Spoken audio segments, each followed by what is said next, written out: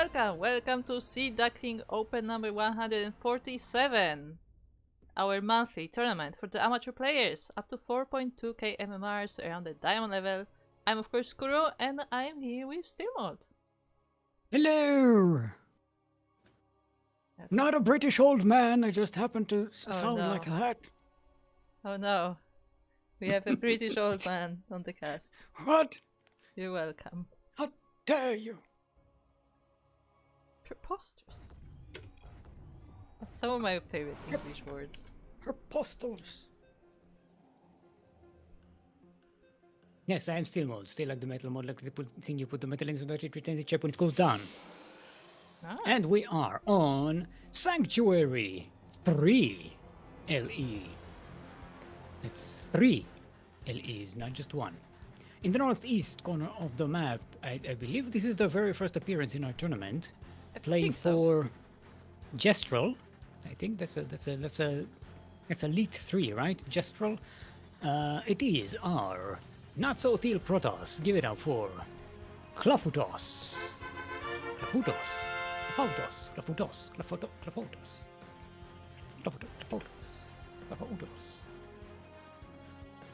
Okay, I'm so distracted by the music right now. I am actually like vibing because it's like this really epic song. Oh, Anyway, across the map of Sanctuary 3, we have his opponent. It is the orange Zerg player representing Clan Devoid, of course. It is Sugarcoat the second.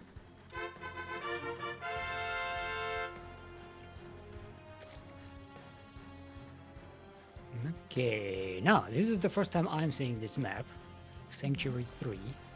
Is it? Don't think we didn't. We didn't see this on the test server. I believe. I don't think so. I would have. No, because it was part of the TLMC, but the thing is that you might have just not seen it. Like it might have just not been played. But I don't remember if we played it. Yes, I don't feel. Okay, you know what? Actually, maybe I do. Maybe I did, because I do remember some of these plants that are like colorless or something. Yeah, I think okay, maybe I did see this one. I think they actually changed some of these models. They put some color in them because they were like completely gray before. But yeah, to be fair, like the last version you've seen was the TLMC version, and then like the maps were updated before they went to ladder. Yes. So there may be some slight differences. Yes. Here I think the plants that are kind of grayish, purplish here, they didn't have that yellowish tint, and the purple tint. They were completely gray, like they're just a gray model without any colors. So they just spruced it up a little bit. See what I did there? Spruced it up. Yeah, I got it. Because spruce is a tree. It took me a while, but I got it. Do you know why I know that spruce is a thing? Yeah, why? Exclusively because of Final Fantasy. You heard? No, but unironic. Okay, no, this is a theme. This is something that's been happening my entire life. Video games teach me English. Because there are words that I would just never use like in my daily life otherwise, but like I needed it for a game, and then I just know those words. Yeah. No, absolutely for myself as well, because that's why, I basically learned English by playing video games. Yeah. Probably more than anything else, because you actually use the language there. It's not like when you watch TV and movies, you pick up a word here and there, but when you play video games, you actually have to use the language. I've picked up quite a few Japanese words from watching anime, I will tell you. Well, yeah. They were random words, but like they appeared often enough that I just remember. Yeah. Alright, we have Kalafutos going with a couple of adepts sneaking in here, trying to catch some workers. Gonna catch a couple of them, 3 of them actually. No, 2. Kill some Zerglings. Actually both. No, but one adept managed to escape, the other one died. I don't know what, kind of worth it. Got a good scout, either way. Now the Oracle might come in and continue the job. couple of more workers. Nice target firing there. Making sure the energy doesn't get wasted on the queens. 6 workers and the Oracle gets away. That's the damage you want to see. And now Sugar Cult is very economically behind now. Okay, I was worried for a second. What? Because I saw the Void Ray on the production tab. I'm like, are we trying the Hero style? Because Hero lately actually tried some mass Void Rays and it worked. This was just a single Void Ray. I mean, mass Void Ray against Zerglings would not necessarily not go very well. But they kill the buildings very fast, let me tell you. Alright, Zergling should be able to deny. No, the Oracle. The Oracle is just about out of energy. Sugar Cult doesn't know it. Oh. Okay, the Oracle. Yeah, it's out of energy. Sugar Cult can actually deny this. Yeah, I think Sugar Cult has realized this and just like, testing out. But yeah, you can totally do it. Doesn't commit. Okay, okay. Oh, did the Oracle get an energy boost or something? Where did it get all this energy to activate the thingy? Wait, I think it's the recharge, no? But okay, this is something that I've been. What's the range on the recharge? Yeah, that's what I was gonna say. Like I'm always confused about the range on the recharge, like how far you can actually do it. Oh, we have glaives coming next. Yes. Clawfootles going for glaives and starting to spam out adepts 2 at a time. No warp ability. I mean, he did research it. Just didn't change the gates. It's just spamming them up. What's the? No, not even using the Q function.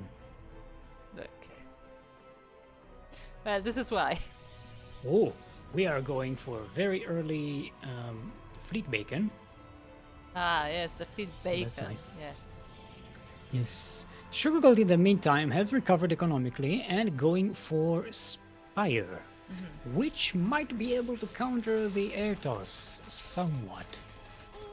I mean, it depends. Depends. I feel like in this case it's like a lot about numbers. Like if you catch like a few stray units, then you can probably do it. But if the Protoss manages to make an army, I don't know.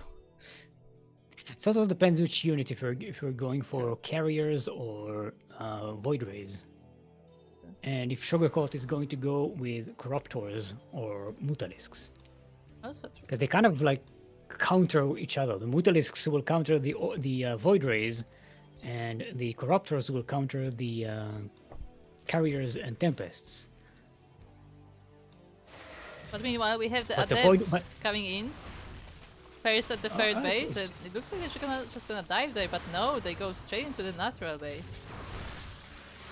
There are roaches here, and they're kind of diverting the fire a little bit, but still a lot of workers go down. Adepts get split into the main base as well. Queen tanking some damage here. Ooh, 31 workers dead, 34 dead workers, 35 dead workers. Can I get a 36? Yeah, the adepts are slowly getting cleaned up, but so many workers have been lost, and also Clawfootles did see the mutas coming out, so get prepared for that. Thankfully for Sugar Cult, Clawfootles is going with a mothership rather than any kind of air toss situation, so the Mutalisks might actually be a good choice here against the Adepts and Charge Lots that Clawfootles is going to have. In combination with the Roaches, that could work really well. Mutalisks taking care of the Void Ray, which is the biggest damage dealer against these Roaches. Ooh, nice studies though. Yeah, great stances. Freezing half the army of Sugar Cult, but there's still enough to keep on pushing. Maybe not for long though. The mothership is helping actually. Is the mothership not turning everything usable anymore? No, it's an ability now. It's a skill you have to use. It's not a permanent thing. Do you have to research it, or is it No, like... no. You just have it. It's actually been, I think, like a while, like before the PTR. They just made it an ability you actually have to use. So it's like a cooldown thingy? Yes. I don't remember if it costs energy, but yeah, like you can have it on all the time. Doesn't look like the mothership has energy. Yeah, mothership doesn't have energy, so I guess it's just cooldown straight up.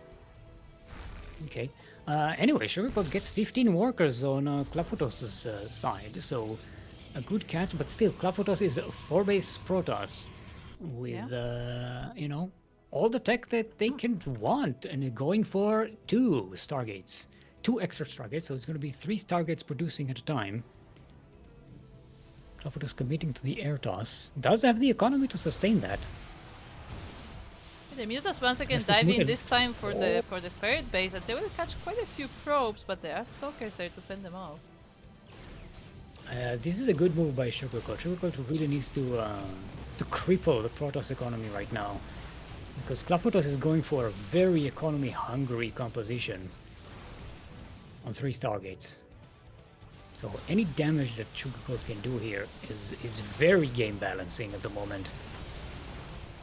He manages to catch a few stray units, so that's nice, but most of those Mutas I think will be very damaged. Okay, they do survive at least. Yeah, see, this is the kind of composition that Clafoutos has is really not good against Mutalisks. There's not a lot that shoots up. Yeah, but at the same time, Zealots don't need to shoot up if they just go for the base. But it's okay, the base was pretty much empty, so they didn't get to kill much. They killed a bunch of roaches and a queen, I think, yes. So if you look at the worker count, they're pretty much even. Sugarcoat has the better income at the moment. And the Mutalisks and the roaches are a really nice combination here for Sugarcoat.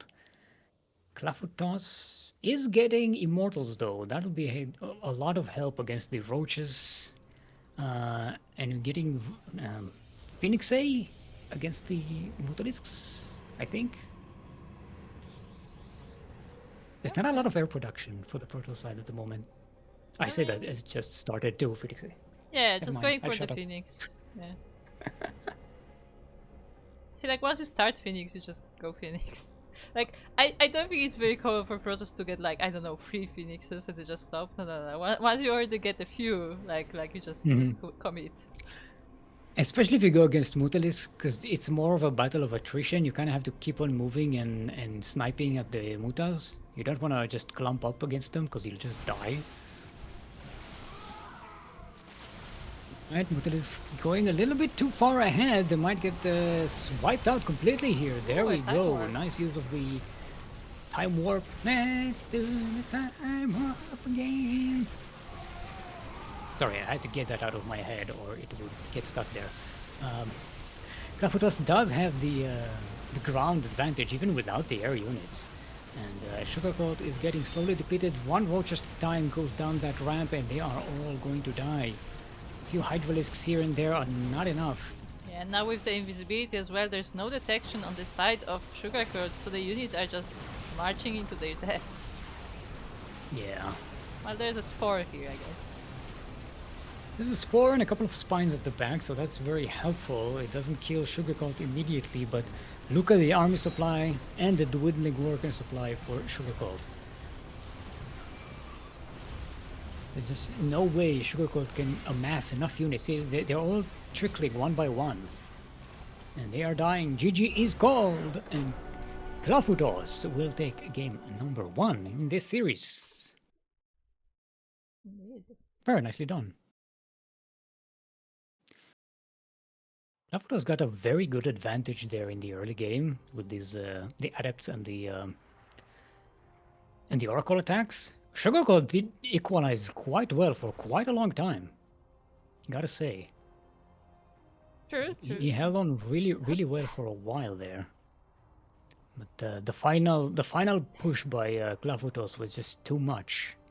Sugarcoat just was like maybe a minute too late with the mass units that he was producing.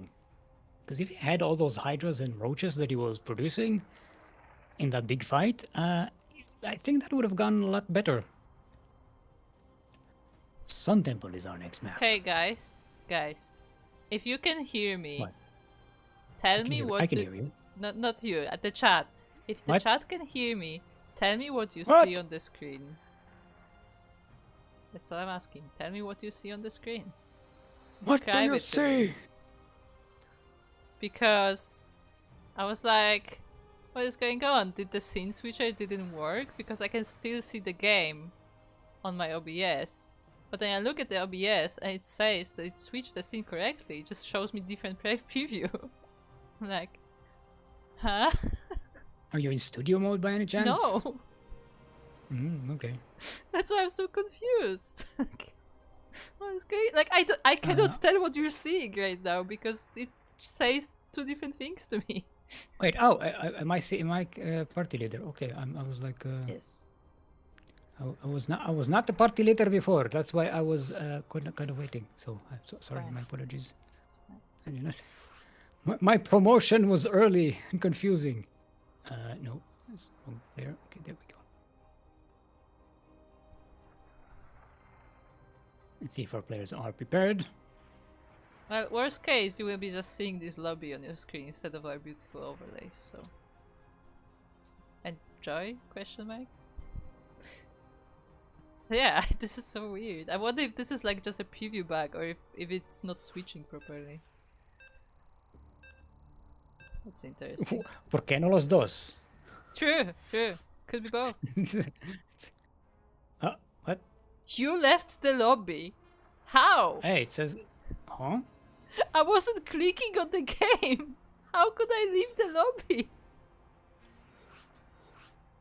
Oh, everybody left the lobby apparently. Yeah, it's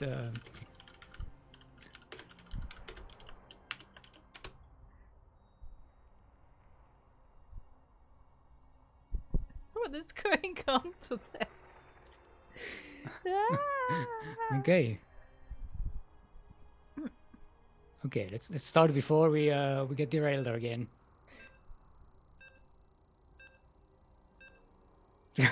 For the game kicks us.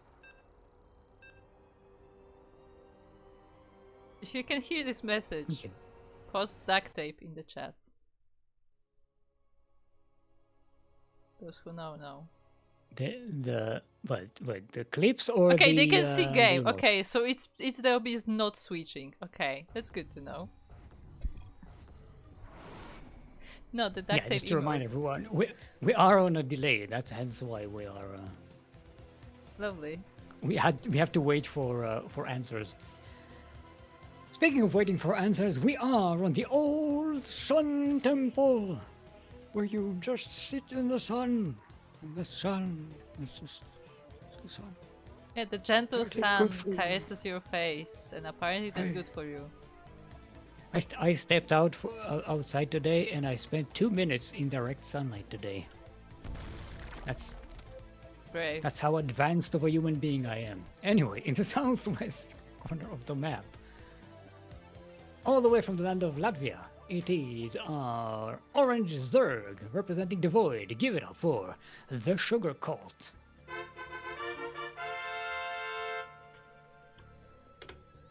And across the map we have his opponent. It is the light blue or teal Protoss player representing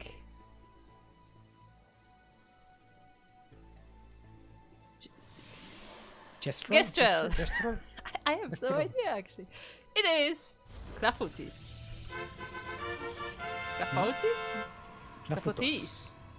Clafutos. I mean, it's T's on the bracket, but it's Tos here because it's a Tos, I guess. Question mark? Wait, on the bracket it's... Yeah, it is Clafutis on the bracket. But that's just a Tos alt character. That's just like a pun.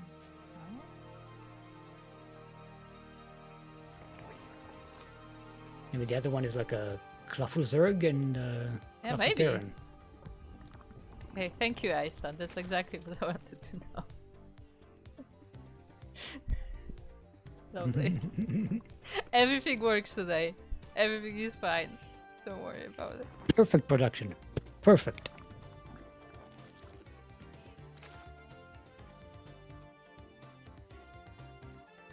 Anyway, speaking of the bracket. I mean, it could be worse. They could be not seeing the game. So, you know.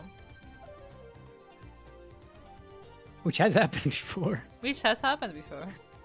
Several times. We do have Pretty Fly waiting on the winner of this very match we are casting today in the second round. We have Ragnar going up against Misenauer. Misenauer is back, everybody. Yep. We haven't seen Misenauer in like a few years now. I was gonna say, I wonder if this is related to the fact that Misenauer is apparently involved with the SC for All, the North American land that is happening in December. Could be. Just here to get some practice. Why not? And we have the return of Aunt Tuddy and Darkstorm. I think it's their first appearance. I like how you Libre say waiting on them. I like how you say Aunt Tuddy, like with that like British accent. Aunt Tuddy? It sounds so British. It does. Aunt Tuddy. And we got Scorpion going up against Samusel. Actually, we have both from semifinals are already prepared. Nice. Almost prepared, like they're waiting there. This is it's a bit of a strange bracket we have here today, but yeah, we have enough appearances for a single elimination. Cool. It's been a while since we had a single elimination bracket. Yeah, like I mean that's unfortunately quite common for amateur tournaments where like the numbers aren't necessarily that big, but it's not so much that people don't want to play, it's more that like it's not that easy to get the word out there for amateur players, or like or a lot of them are like in a different time zone or something, so yeah. So if you have a friend that would like to play, then tell them about the tournament. I mean, this is during the daytime in Europe zones, so people don't necessarily always have the time or something to play, and kind of like although it is a Saturday, but you know, people have plans in the weekend and stuff. It's not like an evening time. I mean, it's Ooh, Oracle goes down. It's really early for the NA people. No, yeah. For NA, it's not particularly a good time. Ooh, Sugarcoat getting a denial on the third base of Clafudos. Yeah, and the Oracle was killed as well on the other side of the map. So nice going for Sugarcoat so far. Yeah, I'm going much better than the previous game. Clafudos is going for a Twilight Council again. And we have a couple of adepts being produced, so we might see Glaives going for... We might see Clafudos going for Glaives again. That sentence made sense. It made sense before I said it. Okay. After I said it... It started making less sense? While I was saying it, it started... the sense was still there, but the execution was bad. If you know what I mean. Like, it should have made sense, except it didn't. And it's not the sentence's fault. It's mine. Oh, we're actually going Blink. And Sugarcoat going for another denial of the third here. But there are adepts to defend. Yes.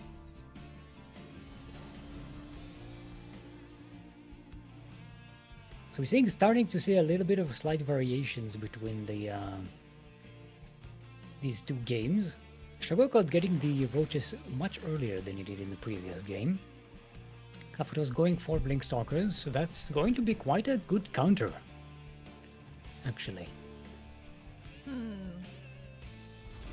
Is it though? Like... I mean, you'd much rather have Blink Stalkers against roaches than, like, adepts, right? Sure, then adepts, I guess so. I just... I'm trying to imagine the matchup of Stalkers versus Roaches, and like I see it as like Roach versus Roach. Who has the bigger numbers and the better positioning will be winning that. I guess so. Regardless of like upgrades or whatever. And in this case, for the toss, I think it's if you have some charge lots, then you have a massive advantage along with the Stalkers. If you don't have the charge lots, it's going to be a bit of a problem, especially if they have Zerglings. Yeah, I guess, I mean, again, the big part of Stalkers is their mobility, so the Zerglings can, like, keep them in place. Although with Blink, they can try to escape, but still. Okay, my Sugar Cult is going for a lair. So we're gonna get some better tech and like +1 range upgrade. It's just watching. Yeah, just in case somebody tries to sneak by. I mean, it's a good place to put it, right? It's because these mineral fields can be mined out pretty easily. And we are going with a Spire, so we're going range. We're committing to their Roaches and the Spire, and so we might see Roach Mutalisk again. That'll be interesting. Yeah, Mutas have been more popular on this patch, definitely. We've been seeing more of those. I did notice, did they change something about their AoE or like secondary attack? They did change the priority of attack and what is called the arc slope. I knew what that means, but I forgot. I kind of noticed in the previous game that their AoE wasn't as destructive. Alright, Blink Stalkers being blocked back to the backlines, but you see the positioning of the Roaches is pretty good with a nice concave. Let's see if the numbers hold up. That Void Ray is doing so much work, so much extra damage. Okay, Stasis Field only catches one Roach, but there are more Stalkers reinforcing. Sugar Cult has to back away. And that's nice denials there on the Stasis, but I mean with the Void Ray and like as you said, the Stalker reinforcements, like this is a lot to get through. It looks like eventually Sugarcool will be able to push this away with the reinforcements, but this was a very close fight. But the big thing you should note here that Sugarcool did not take economical damage from this, not just yet. So as long as the trade is only army units, it's going in favor of Sugarcool, I believe. Okay, good Blink Micro there by Clafutos. But Hydras the Roaches are getting overwhelming. Yeah, Hydras are now being added to the mix, so they will have both with the Void Rays and with the the range. Yep. And +2 range is already started. Hydraulic speed is on the way. Clavutos responding with charge and immortals. Something to add to the beefiness of the army, the Protoss army. This is where the mass stalkers are kind of like, okay, this is not enough. The Zerg is too much. Yeah, but the Zerg is marching forward, actually passing through by this probe, so at least Clafutis is alerted to this attack. Yeah, Clafutis keeps sending probes out to just scout and see what's up. Okay, shooting the rocks there. Sugarcon circling around. Could actually catch this army in a fantastic flank here.